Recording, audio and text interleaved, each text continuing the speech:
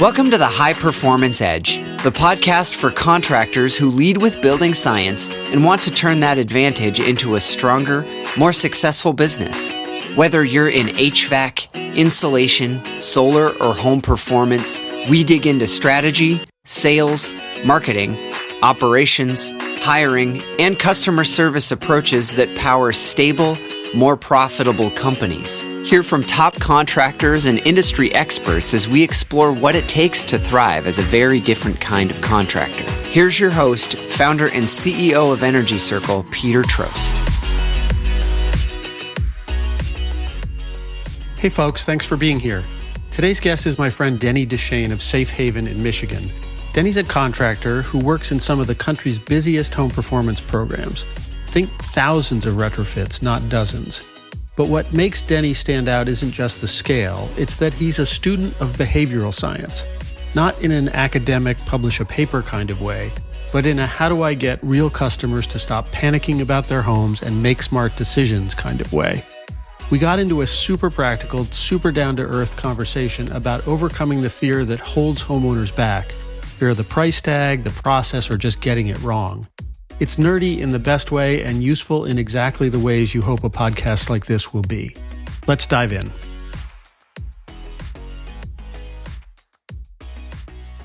So yeah, I'm really excited about today. Just a little bit of background on how we got here. As some of you know, I chaired the business track committee for the National Home Performance Conference.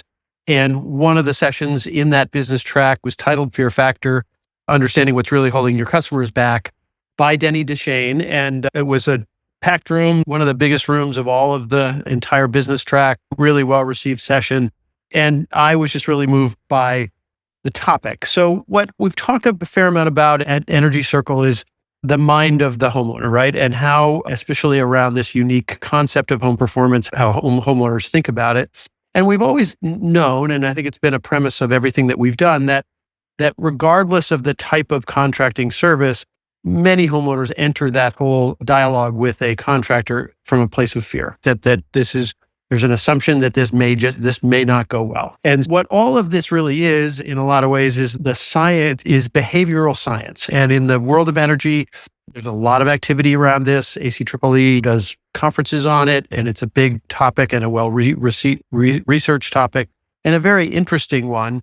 But what moved me, I think, in particular, was that Denny is a deep student of behavioral science, but he speaks about it in a very practical way, a very kind of contractor-centric way. And the reason that he's able to do that is that Denny at Safe Haven in Michigan is involved in programs that deliver home performance solutions at scale. So he is day in and day out overseeing in some fashion through a variety of different manners, auditors going into homes, contractors going into homes and completing the actual work. And so he's got a great perspective on this concept of behavioral science, as well as very practical, kind of hands-on life of the contractor kind of experience. So that's why I wanted him to be here. Denny, first of all, thank you so much for doing it. Welcome. Is there anything about yourself that you want to fill in that I didn't say? No, I think one of the other things that is important is that I do a lot of counseling as well, which is interesting because there's a two-sided coin here for me. One, of course, is the daily practice of building science and applying physics to the built environment, serving families. So it's a passion and it's something that I love seeing intersected because it really does make a tremendous difference in the experience for the homeowners that we serve. Yeah.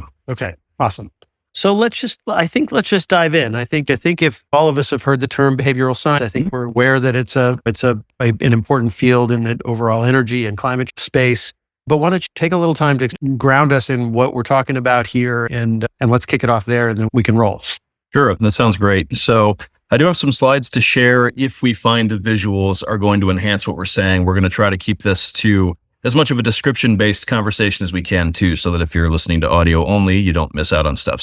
I think the most important thing to understand is that every single process of interaction between people really rests upon how our brains work, right? We're conditioned to respond on the basis of things that we've learned through experience over time. In other words, repetitive interactions, repetitive dynamics that kind of build a basis of understanding and reaction in our brains drives our responses. So that, for example, If I walk into a used car lot, I have a whole set of preconditioned assumptions that drive my interaction from the first step. And depending on my personality, I'm either going to put up the hard shield or I'm going to prepare to go into that emotional fetal position because I know I'm going to get beat up by a salesperson. And that's true in every relational interaction we have. It's not just limited to a sales process, but we have deep fears and deep assumptions related to any process where we think somebody's going to ask us to be parting with our money. And the other thing that I think is really critical to explore is what I would call codes. We have this tendency to assume that language that we get used to when we're in an industry for a long time is apparent to other people we're talking about, when in fact that language actually isolates them. It keeps them from being able to connect with an idea we're trying to communicate.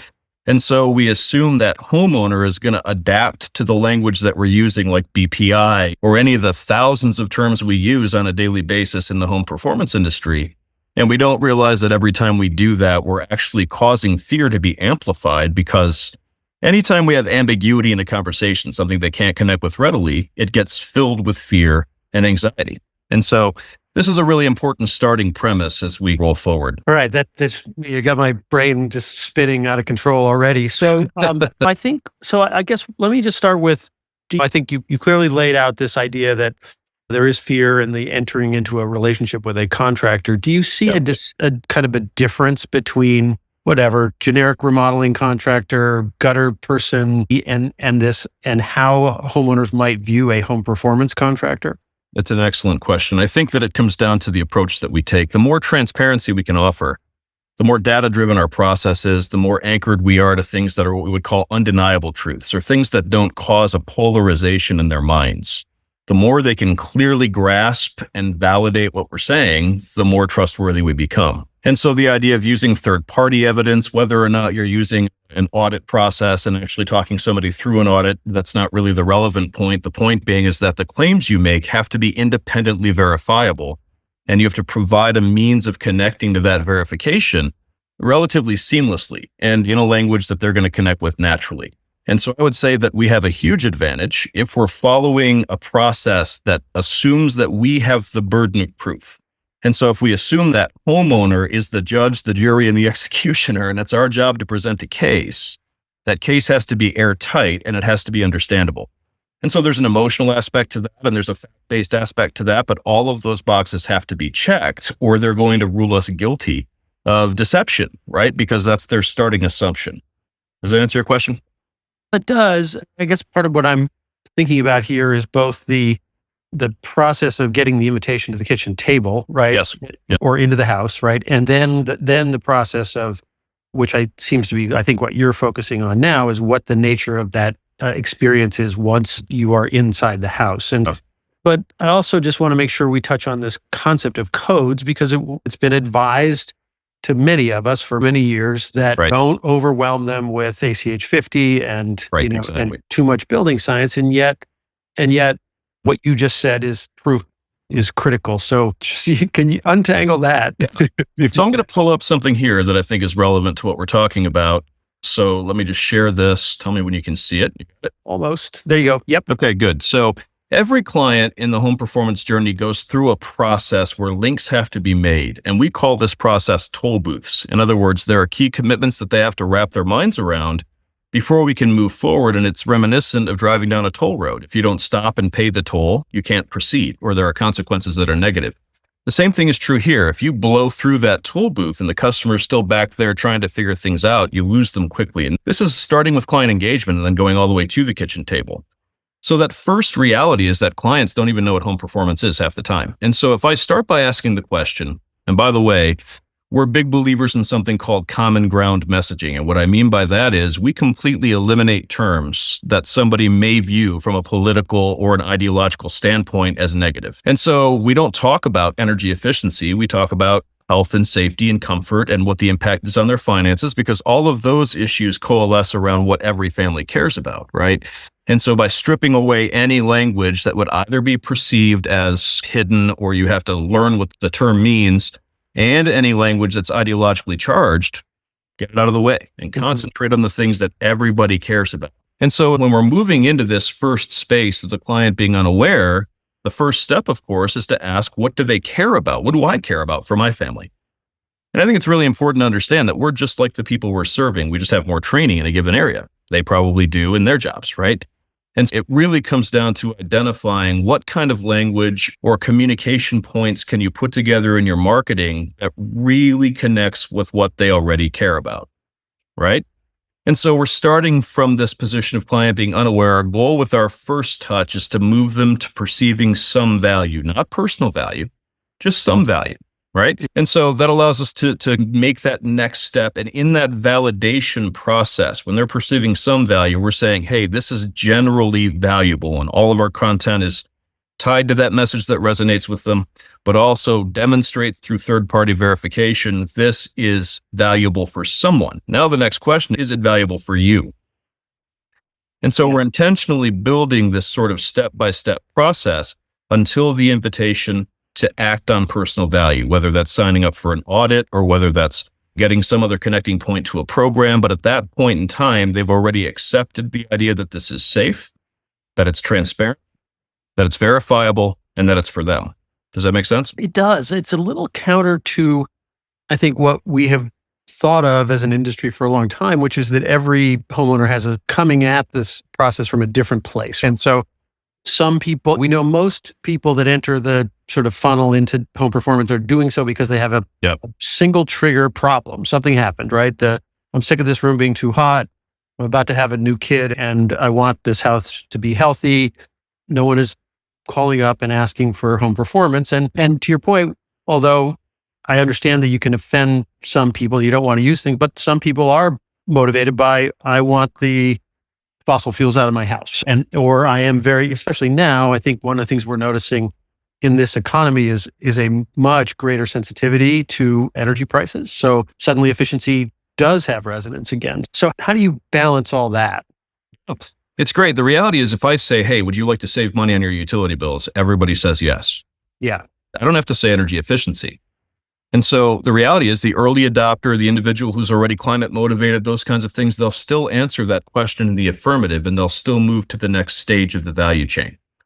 And so the good news is when we're at the kitchen table and they express their interest in fossil fuel reduction and they say, hey, I've got these other climate goals in mind, we get to amplify that at that point in time. And this is another key feature. It's not that we won't engage in those conversations. It's that we'll engage in those conversations when it is their agenda.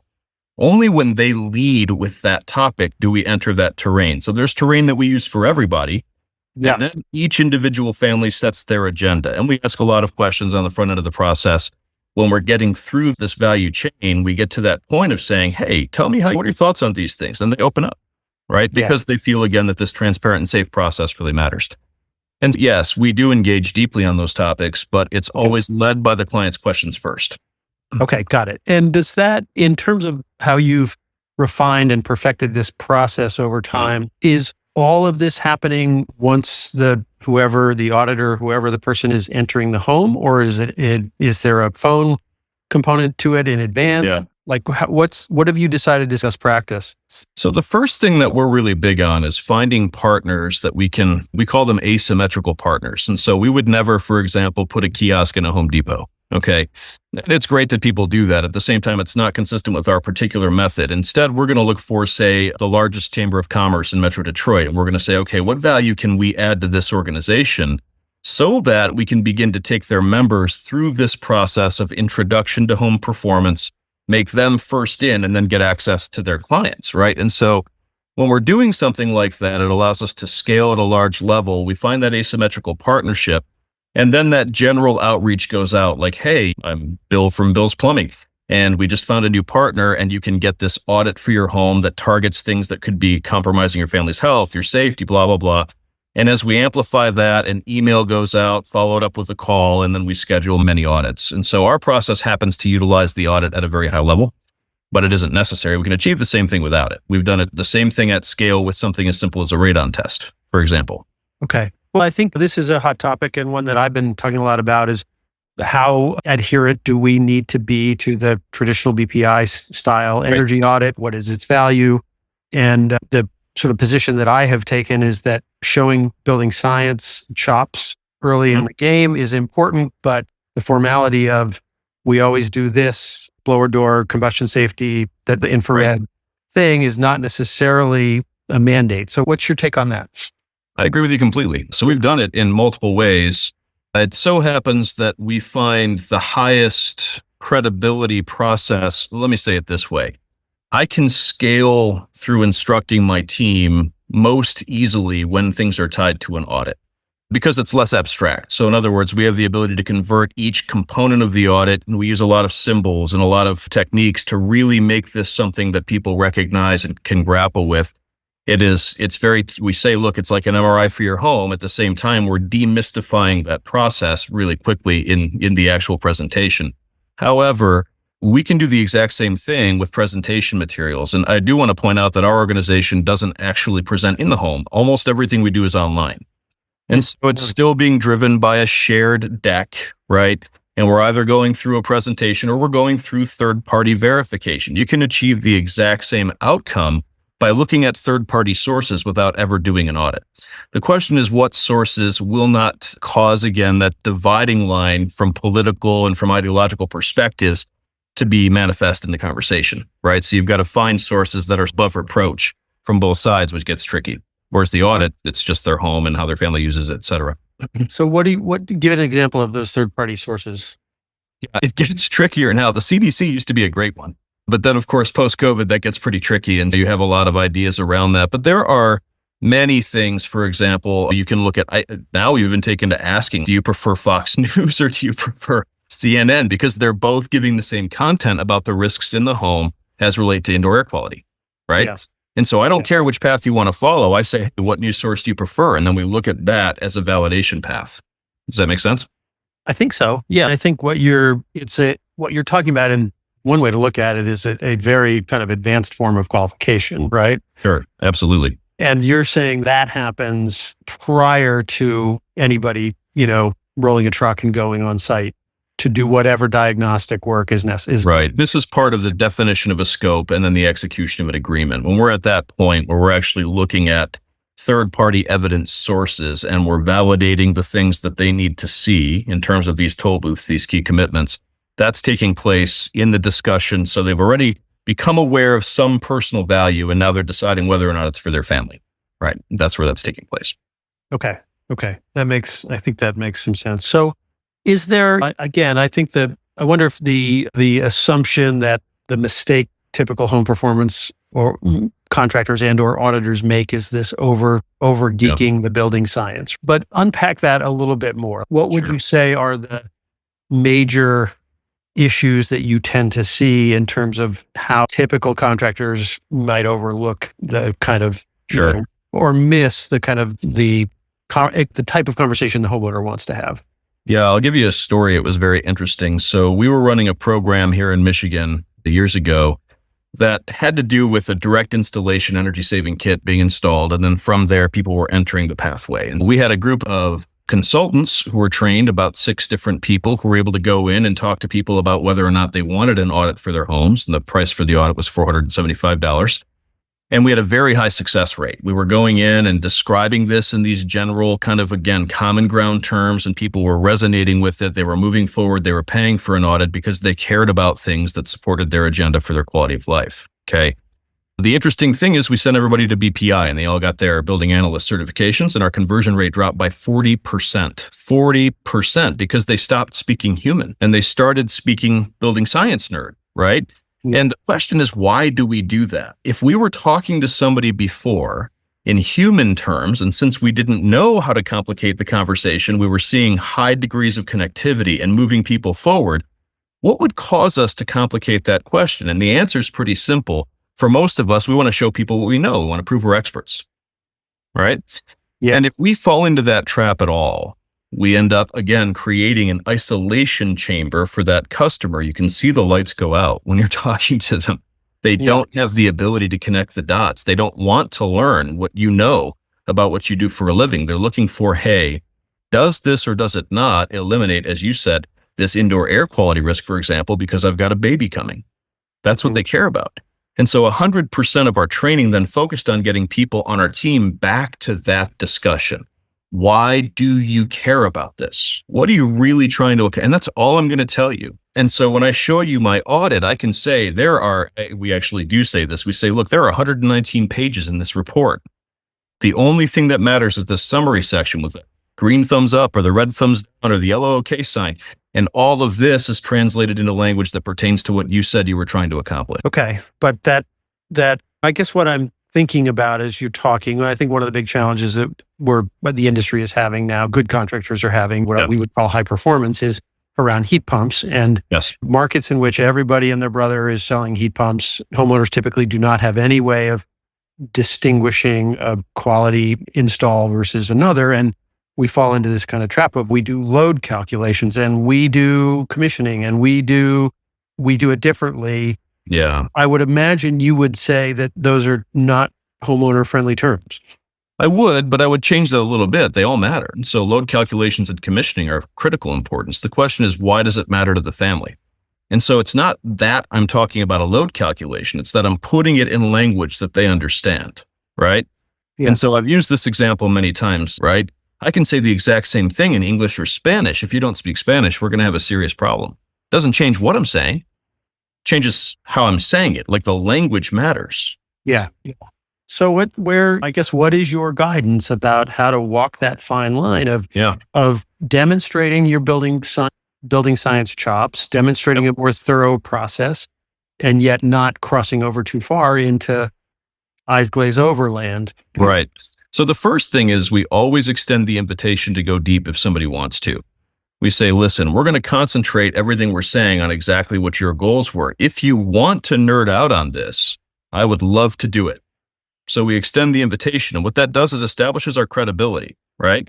And sometimes people will test that. They'll say, what about this? And they want to dive into a particular project. Tell me how the load calculations function. What difference is this making in terms of the energy model you're building for my home? And then we can get into that. And so if your staff isn't prepared to do that, that shows a significant weakness in the professionalism of the team, right? Yeah. So the invitation is always there, but I can tell you right now, it's really 9 out of 10, if not more, of the times that we're interacting with a client, they're not asking those questions. And when we say, hey, this is here for you to access if you want to, that already establishes credibility in their minds. Yeah. Let me just remind everybody that we've got 5 minutes left or so. Feel free to use the Q&A to ask questions. And there is one from Catherine, and she's touching on exactly what we're talking about now, which is how do you show your expertise in the quality area? Yes. Everybody claims to have quality. And so to me, quality is the umbrella over top of we do it differently with load calculations, et cetera. But what are your thoughts about that? Because I think this is in many ways it's something that I'm wake up in the middle of the night thinking about. It's interesting because I think the first reality is that we live in an age of AI, right? Where I can go to ChatGPT and I can say, hey, could you please compare these systems for me? And ChatGPT will literally produce a checklist that says, hey, this is how what they're proposing to you stacks up in terms of quality. And so we can turn that into an objective analysis very quickly. Yeah. I have the ability to literally right now pull that up and say, okay, let's compare 3 different kinds of heat pumps. This is my address. This is where I live. Tell me very clearly how these 3 stack up for me. And I'm going to get a literal grid of quality analysis that I can then research through links and things like that. We utilize that all the time. Yeah. And so every time we have our initial interaction with a customer, we follow up with that ChatGPT research and we say, hey, click this, dig as much as you want to. We chose this mix for this reason. And now that transparency and that third-party validation exists. I don't know if they use it or not. They just say yes when we present. We've got a conversion rate of over 75% in our programs because transparency validation is always present. Does that make sense to you? It does. And Bruce just asked, Bruce is saying he always says, why am I here? What are your goals and what are your expectations? Yes. I would imagine that you sometimes run into the objection of just give me the damn quote. So no, and that's a qualification function. We'll kick people out of a program if they just want a damn quote.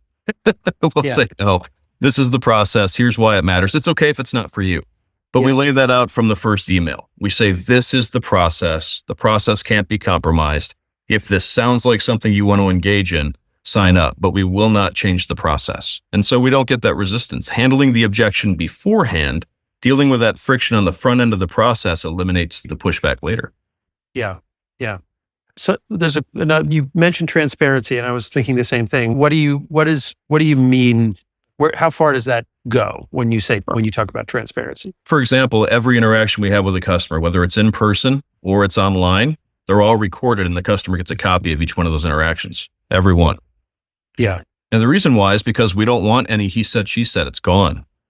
Yeah. We won't make a claim that we can't back up with third-party evidence. And so every claim we make has footnotes. It's got references. This is incredibly important.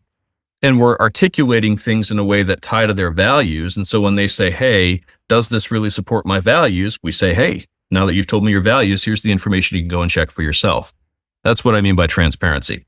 And obviously there are the online sort of things where people giving comments and stuff like that, ratings. But what I'm talking about, and most people aren't shopping when they're engaging with us because there aren't a whole bunch of home performance options in their face.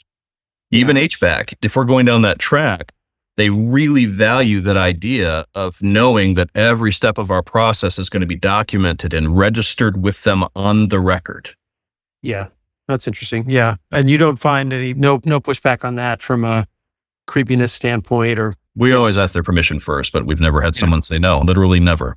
Yeah. And that's a really interesting AI application for AI, because AI does such a fantastic job of summarizing those kinds. That's right. Those kinds of things. Is there we're winding down here. So in terms of kind of overall messaging, I'm hearing that you're talking tailor to the person you're talking to, but any universal messages that you have found over the years that you think are particularly spot on for home performance? Yeah, I'm going to share something else here, a different slide, so that we can talk about that. But this is the value proposition that we bake into everything. Okay. So first, everything we're doing is really tied to that concept of health, safety, comfort, and finances. It's universal. We want to be able to utilize highly technical and undeniable truths. We just want to make sure that they're articulated in a language these people understand, and they can go back and research it themselves. Okay. If what we're proposing does not clearly deal with their perceived needs, we're missing the boat. If they don't register that in their brains, this is exactly how my needs are being met, then we've got to do something different. The other thing that's big for us is this recovering the intended use for their homes. People buy homes and they move in and they go, wait, what's going on? I can't use this room. I can't do it. And so that idea of recovering that video they saw playing when they went through the house when they were looking for it, we talked to them about that. What was your perception when you first walked through this house? What's it like now? Good, let's close that gap. They love it, right? Yeah. Yeah. The word recovery really stood out for me. That's I think a very interesting concept. Yeah. And this is straightforward. It's what we're all doing, right? The SIR and the rebates and that sort of thing. Sure. Yeah. Yeah. When required, I think. That's a good point. Rebates don't affect conversion rate. They expand scopes. That's been our experience. Yeah. Yeah. All right, Denny, thank you so much. I think we cracked the surface, but it's been great having you. Great discussion, and I really appreciate you being here. Yeah, my pleasure. Thank you, everybody. All right, take care.